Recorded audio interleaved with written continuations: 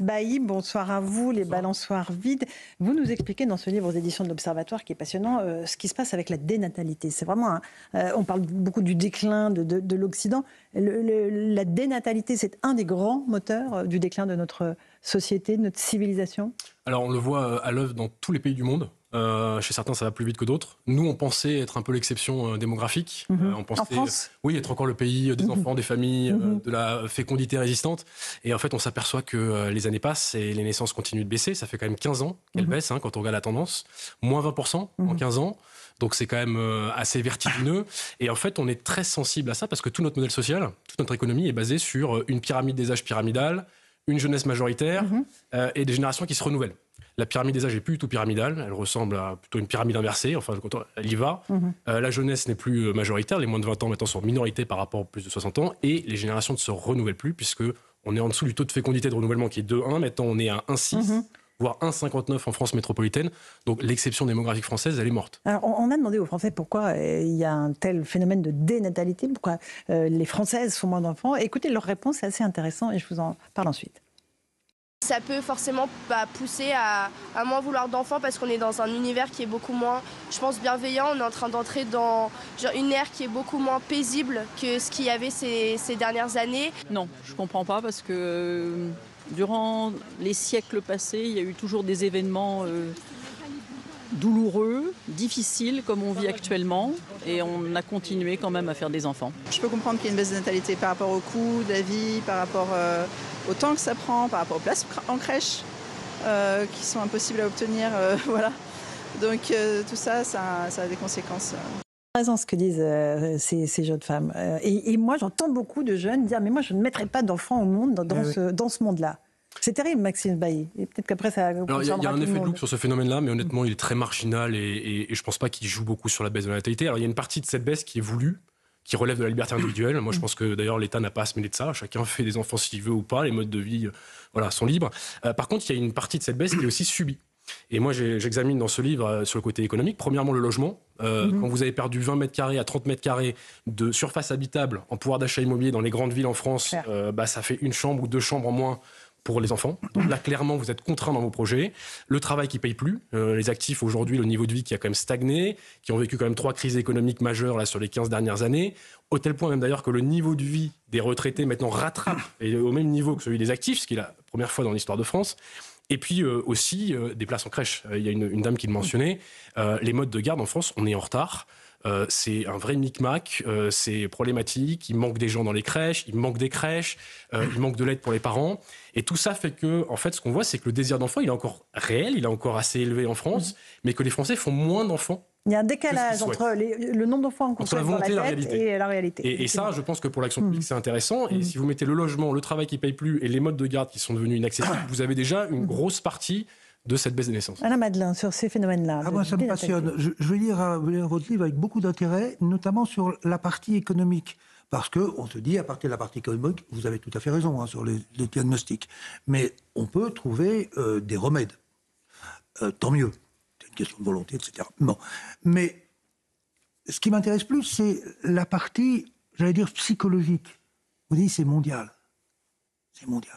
Et ça me fait penser à un livre, je ne sais pas si vous l'avez lu, d'Igor Shafarevitch, qui était un prisonnier du Goulag, qui a écrit il y a très très longtemps un livre qui avait beaucoup marqué certains en France, ce qui s'appelait L'instinct de mort. Et dans l'instinct de mort, mais la baisse de la natalité, elle est un peu partout, là aussi, mais quelles que soient les couleurs des régimes. Mais derrière tout cela, il a relayé ça à une sorte d'instinct de mort des civilisations, qu'il voyait d'ailleurs beaucoup porté par le socialisme, pour être franc, et qui était une analyse... Je m'interroge aujourd'hui. Je veux dire, cet instinct de mort, il recouvre un peu des tas de civilisations qui ont envie, semble-t-il, de se laisser mourir. Vous croyez ? Je ne sais pas. En tout cas, je m'interroge. On n'a pas envie de mourir, je pense que c'est un grand sujet qui mérite d'être exploré. Ce qui est intéressant, c'est que dans certains pays développés, on voit la fécondité qui baisse très vite. C'est pour des bonnes raisons. C'est parce que les pays deviennent plus riches, parce que les femmes sont plus libres, mieux éduquées. Donc là, il y a effectivement des bonnes raisons. Après, dans les pays riches, ce qui est intéressant, c'est qu'on ne sait pas jusqu'où ça peut baisser. Parce que vous regardez la Corée du Sud, 0,7 enfants par femme, ils vont perdre, si ça continue comme ça, les 3/4 de leur population d'ici la fin du siècle. C'est quelque chose de... Oui, c'est là, un on est sur enjeu, une trajectoire d'extinction Mais il y a les démographique. peurs aussi, les fabricants de peur. Il y a la jouer. peur aussi, et en fait, ça change une société. C'est-à-dire qu'un auteur que vous aimez probablement, Raymond Aron, dans ses mémoires, il finit ses mémoires en disant, en fait, la dénatalité, c'est aussi un état d'esprit d'abdication.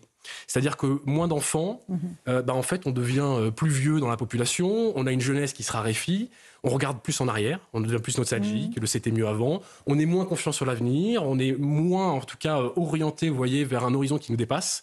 Et donc, ça change aussi la composition d'une population et donc l'état d'esprit d'une Sa société. consommation, ses loisirs, sa culture, ça change absolument tout. Exactement. Vous avez eu des sondages qui Anna Madelin, et après, montraient la je crois. confiance dans l'avenir partout dans le monde.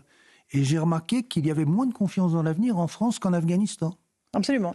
En Parmi optimisme, les en plus termes pessimistes d'optimisme. au monde. Geoffroy Lejeune. Au-delà de toutes les raisons passionnantes et aussi un peu vertigineuses que vous avez, vous et Alain Madelin, citées, on imagine que le coup d'arrêt porté à la politique familiale par le gouvernement de François Hollande en 2014, je crois, a pas dû beaucoup aider. Est-ce que vous voyez, vous, autour de nous ou dans d'autres pays dans le monde, des politiques qui fonctionnent? Je sais qu'on cite souvent la Hongrie, par exemple, alors ils sont plus bas que nous, je crois, mais ils partent de très loin, qui fonctionnent pour relancer la natalité.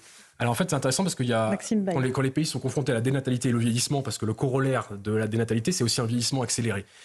Les pays ont trois chemins, les bébés, les immigrés ou les robots. Alors les bébés, effectivement, c'est refaire des bébés, donc aller à fond sur la natalité, la politique familiale. Alors il y a le classique, les chèques, les exonérations fiscales. La Hongrie va plus loin, ils font des dons pour l'immobilier. La Hongrie, ça marche pas très bien parce qu'ils ont un gros problème d'immigration. Donc en fait, ils ont moins de jeunes. Donc il faut un peu plus d'enfants, mais il y a moins de jeunes, donc les naissances continuent à baisser. Et en fait, la natalité, les pouvoirs publics sont assez impuissants. Il n'y a pas un bouton sur lequel on appuie et ça repart à la hausse parce que c'est une décision qui est beaucoup trop intime, beaucoup trop engageante dans une vie et qui est, comme on dit, multifactorielle. Il y a d'autres pays comme l'Allemagne, les États-Unis, le Canada qui en fait se disent on va remplacer les bébés qui manquent par les immigrés. Puisqu'on a moins d'actifs, c'est un problème économique au bout d'un moment, la population active elle commence à baisser, on a moins d'actifs, on les remplace par des actifs venus de l'étranger qui viennent occuper les postes vacants. C'est le cas en France, le sol migratoire est supérieur en France, on fait beaucoup de politique familiale, on fait un petit peu effectivement de migration et d'autres font les robots. Le Japon, par exemple, ils ont quasiment plus de bébés, ils sont très réticents à l'immigration pour des raisons culturelles, historiques, et alors eux, ils misent tout sur la technologie, sur l'IA, sur les robots. Alors ça, ces avantages... Ça fait pas d'enfants. Les robots, ça fait pas d'enfants, mais ça occupe des emplois. En tout cas, ça permet... Oui, ça fait vivre une population âgée. Ça permet de compenser. Le problème, c'est qu'en fait, vous pouvez pas robotiser une crèche ou un EHPAD. C'est difficile à robotiser, donc ça a ses limites aussi. Donc les trois voies, en fait, sont à explorer en même temps. Ces trois tableaux sur lesquels tous les pays jouent. Certains font plus que d'autres, mais en vrai, il n'y a pas de solution miracle à la dénatalité. Et vous allez avoir un grand débat qui va jouer, qui est tout de suite. C'est l'allongement de la vie. Voire jusqu'aux utopies de la Silicon Valley, peut-être pas aussi utopique qu'on le dit d'ailleurs, mais de la mort de la mort. La mort est une maladie qu'on doit guérir comme des autres maladies. Oui, ça, c'est donc c'est un élément à prendre en compte pour parler du futur. Elon Musk s'y attaque d'ailleurs. Je suis très frappé quand on parle de ces sujets, qui sont évidemment des sujets de survie de civilisation. On est rapidement taxé d'être d'extrême droite. Quand Viktor Orban parle de mesures pour relancer la natalité en Hongrie, le procès lui est tout de suite fait.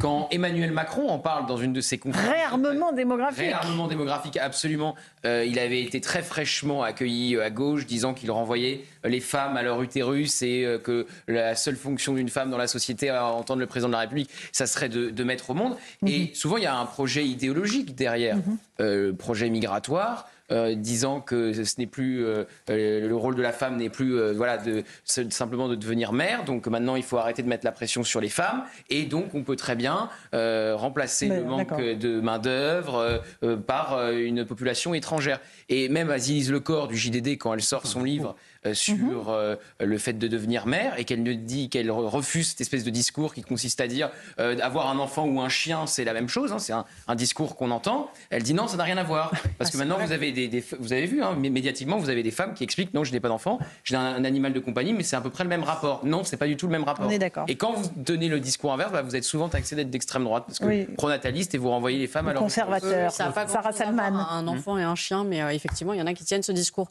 Faut savoir aussi que les femmes ont leur premier enfant de plus en plus tard et que d'un point de vue juridique, on a notamment la loi bioéthique de 2021 qui prévoit la congélation d'ovocytes entre 29 et 37 ans pour permettre à certaines femmes d'avoir leur premier enfant après 40 ans. Et on a aussi l'ouverture l'ouverture de la PMA, alors après chacun en pense ce qu'il souhaite au niveau éthique, aux femmes seules. Donc il y a quand même des choses qui sont mises en place pour que les femmes puissent avoir leur premier enfant de plus en plus tard. Donc Maxime Sbailly, si je vous écoute bien, il n'y a pas de solution miracle en réalité. Il y a un mouvement de la société qui aujourd'hui est à la dénatalité et qui pourrait repartir à la faveur de quoi en réalité ? Le problème, c'est qu'en fait, la dénatalité, plus elle dure et plus ça devient une impasse sans retour possible. Parce qu'en fait, c'est un cercle vicieux ensuite qui se met en place. C'est-à-dire que vous avez de moins en moins de bébés, donc de moins en moins de jeunes, donc de moins en moins de futurs parents, qui en plus font moins d'enfants. Et donc là, ensuite, vous rentrez dans vraiment quelque chose d'assez vicieux. On voit le Japon, la Corée du Sud, ils n'en ressortiront pas. Moi, je pense qu'il faut remettre la priorité sur la jeunesse, sur la petite enfance. Je pense qu'il faut arrêter d'augmenter les retraites et augmenter plutôt les auxiliaires de puériculture, parce qu'elles ont besoin d'être revalorisées, parce qu'il en manque. Et ça, c'est vraiment le meilleur moyen pour les Français de concilier en fait un mode de vie familial et une carrière, notamment pour les femmes, parce que généralement, c'est elles qui arrêtent de travailler quand il n'y a plus de mode de garde disponible. Donc là, il y a clairement un levier. La crise du logement, c'est une crise de la jeunesse. Voilà. Les actifs qui aujourd'hui doivent sacrifier un tiers quand même de leur salaire brut pour financer les retraites, ça aussi, aucune génération n'a connu ça avant. Donc en fait, si la jeunesse fait aussi moins d'enfants, c'est aussi le symptôme en fait justement d'une jeunesse qui est au premier lieu, en premier poste d'une crise du logement, d'une crise du travail qui ne paye plus, d'une crise des modes de garde. Et après, je pense qu'il n'y a pas vraiment d'étonnement à avoir de voir qu'on fait de moins en moins d'enfants dans ces conditions-là. Il y a des partis, Gauthier Lebret, politiques qui parlent de cette politique de la natalité, qui ont un programme. Je ne l'ai pas beaucoup entendu mis en avant en 2022, par exemple. Non, c'est vrai que c'était pas un une thème prioritaire dans le débat politique de la dernière présidentielle. Il me semble que le Rassemblement national en parle. La droite aussi, peut-être, oui. En parle, la droite, voilà. Non, mais on parle plus de la fin de vie. Je veux dire, c'est un sujet politique beaucoup plus que la natalité. Ou les retraites. Absolument. Ou les retraites, oui, c'est la même chose. Mais c'est vrai que quand vous disiez, je rappelle que Michel Barnier est tombé parce qu'il a refusé de revaloriser à hauteur de 100% de l'inflation les retraites. Maintenant, on a des retraités qui vivent mieux que les actifs. C'est ce que dit Maxime. Il y a quand même un sujet. Alors à chaque fois que vous abordez... Ça, c'est le gros changement. Ça, c'est quelque chose qui a vraiment changé. Exactement. Et qui explique aussi que au niveau du travail et au niveau des actifs, on a de plus en plus de mal à joindre les deux bouts. Et c'est de l'argent aussi, les moyens.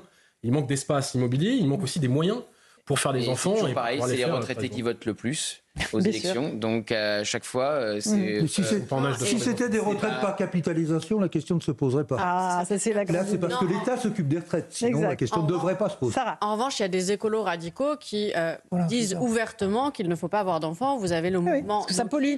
Et qui nous explique que pour sauver la planète, il ne faut pas d'enfants. Alors, je ne vois pas bien l'intérêt de sauver la planète s'il n'y a pas d'enfants derrière. Mais s'il n'y a plus personne. Je vois pas bien l'intérêt, mais c'est un mouvement qui infuse chez les plus jeunes. Oui, Alain ?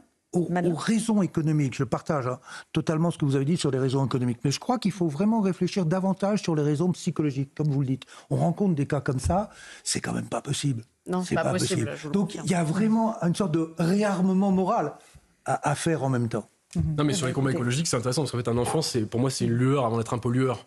Mais c'est une manière philosophique de voir les choses. Hannah Arendt a écrit des pages magnifiques en expliquant que la natalité, c'est justement ce qui permet elle dit, sauver le monde de sa ruine naturelle. Et ce qui nous permet de penser au-delà de nous, au-delà de nos générations. On a fait beaucoup. Donc, en fait, les enfants incarnent les combats écologiques et permettent de se projeter. Et quand on dit qu'on laisse ça aux générations... C'est pour ça que je m'amusais sur Elon Musk, il se projette dans les fusées, dans l'espace, et il se projette aussi sur sa progéniture. Merci Maxime Sbailly, Les balançoires vides, le piège de la dénatalité aux éditions de l'Observatoire. Je vais vous l'offrir à la Madeleine, vous allez repartir avec. Et puis, je signale qu'ailleurs que Christine Kelly, dans Face à l'info, va recevoir